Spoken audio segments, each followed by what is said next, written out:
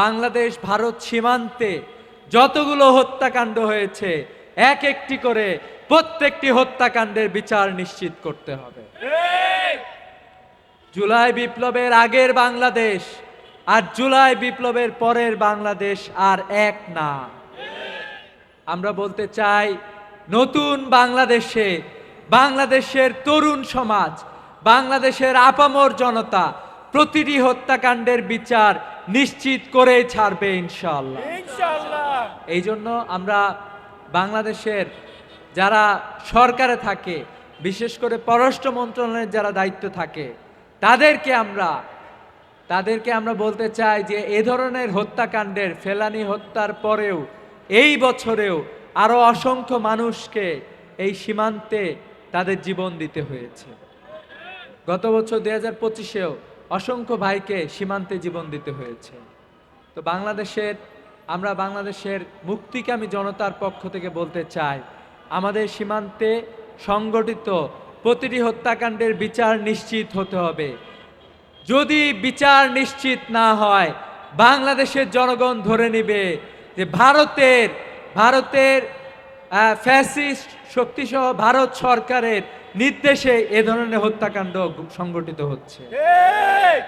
বাংলাদেশে অসংখ্য ভারতীয় মানুষ বাংলাদেশের বিভিন্ন কলকারখানায় তারা চাকরি করছে। অনতিবিলম্বে যদি এই সীমান্তের হত্যাকাণ্ডের বিচার না হয়, তাদেরকে বাংলাদেশ থেকে ভারতে পাঠিয়ে দিতে হবে।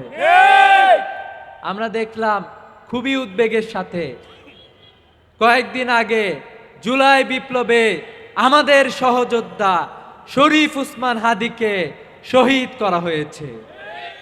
বিভিন্ন মাধ্যমে আমরা জানতে পারলাম শহীদ শরীফ উসমান হাদির যে হত্যাকারী, সেও ভারতে গিয়ে আশ্রয় গ্রহণ করেছে।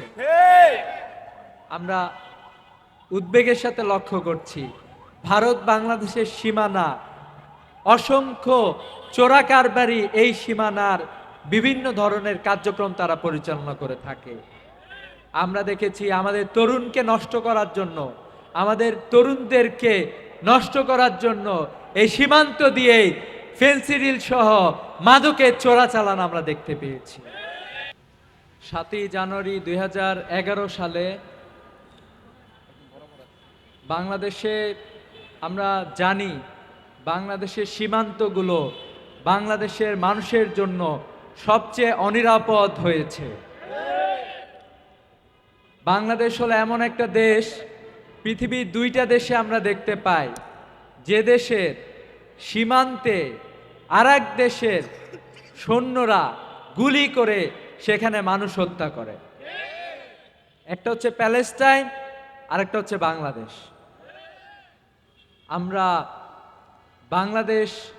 বাংলাদেশের যেই সরকারি ক্ষমতায় থাকুক না কেন, আমরা সকল সরকারের প্রতি আহ্বান জানাবো, সীমান্তের যে কোনো হত্যার বিরুদ্ধে আপনাদেরকে শক্তিশালী পদক্ষেপ গ্রহণ করতে হবে। আমরা জানি বাংলাদেশের সাথে ভারতের একটা দীর্ঘ সীমান্ত রয়েছে। এই সীমান্তে প্রতি বছর অসংখ্য মানুষকে সীমান্তে পাখির মতো গুলি করে হত্যা করা হয়। এই সীমান্তে 2011 সালে আমার বোন ফেলানিকে শহীদ করা হয়েছিল।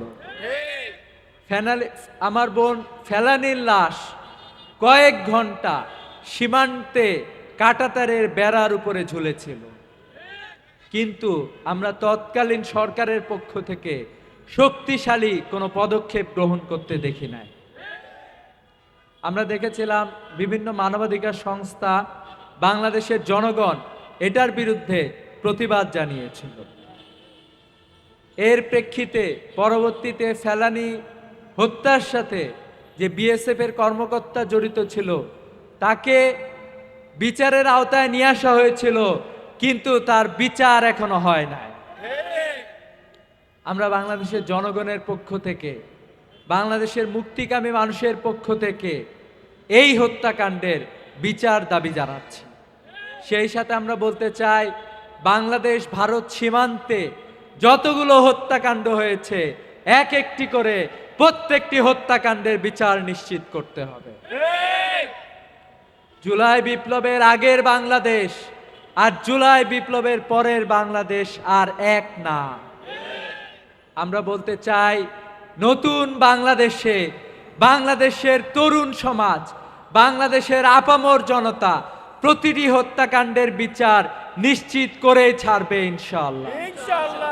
এই জন্য আমরা বাংলাদেশের যারা সরকারে থাকে, বিশেষ করে পররাষ্ট্র মন্ত্রণালয়ের যারা দায়িত্ব থাকে, তাদেরকে আমরা বলতে চাই যে এ ধরনের হত্যাকাণ্ডের, ফেলানি হত্যার পরেও এই বছরেও আরো অসংখ্য মানুষকে এই সীমান্তে তাদের জীবন দিতে হয়েছে। গত বছর 2025-এও অসংখ্য ভাইকে সীমান্তে জীবন দিতে হয়েছে।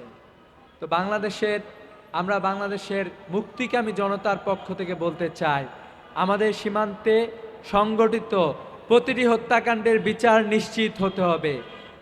যদি বিচার নিশ্চিত না হয়, বাংলাদেশের জনগণ ধরে নেবে যে ভারতের ফ্যাসিস্ট শক্তিসহ ভারত সরকারের নির্দেশে এ ধরনের হত্যাকাণ্ড সংগঠিত হচ্ছে। বাংলাদেশে অসংখ্য ভারতীয় মানুষ বাংলাদেশের বিভিন্ন কলকারখানায় তারা চাকরি করছে। অনতিবিলম্বে যদি এই সীমান্তের হত্যাকাণ্ডের বিচার না হয়, তাদেরকে বাংলাদেশ থেকে ভারতে পাঠিয়ে দিতে হবে। আমরা দেখলাম খুবই উদ্বেগের সাথে কয়েকদিন আগে জুলাই বিপ্লবে আমাদের সহযোদ্ধা শরীফ উসমান হাদিকে শহীদ করা হয়েছে। বিভিন্ন মাধ্যমে আমরা জানতে পারলাম শহীদ শরীফ উসমান হাদির যে হত্যাকারী, সেও ভারতে গিয়ে আশ্রয় গ্রহণ করেছে। আমরা উদ্বেগের সাথে লক্ষ্য করছি, ভারত বাংলাদেশের সীমানা অসংখ্য চোরাকারবারি এই সীমানার বিভিন্ন ধরনের কার্যক্রম তারা পরিচালনা করে থাকে। আমরা দেখেছি আমাদের তরুণকে নষ্ট করার জন্য, আমাদের তরুণদেরকে নষ্ট করার জন্য এই সীমান্ত দিয়েই ফেন্সিডিল সহ মাদকের চোরাচালান আমরা দেখতে পেয়েছি। এই সীমান্তকে অনতিবিলম্বে নিরাপদ করার জন্য আহ্বান জানাচ্ছি। সেই সাথে আমি যারা বাংলাদেশের দিকে শকুনের দৃষ্টিতে তাকান, তাদেরকে বলতে চাই, বাংলাদেশ কখনোই হায়দ্রাবাদ করতে হবে না, বাংলাদেশ কখনোই সিকিম হবে না। বাংলাদেশের জনগণ সব সময় মাথা উঁচু করে এ জমিনে প্রতিবাদ করে যাবে ইনশাআল্লাহ। আমরা তরুণ সমাজকে আহ্বান জানাতে চাই, বাংলাদেশের মুক্তির জন্য বাংলাদেশের তরুণদেরকে এক একজনকে মানব সম্পদে রূপান্তরিত হইতে হবে। এই প্রত্যাশা রেখেই আমি আমার সংক্ষিপ্ত কথা শেষ করছি। আসসালামু আলাইকুম ওয়া রাহমাতুল্লাহি ওয়া বারাকাতুহু।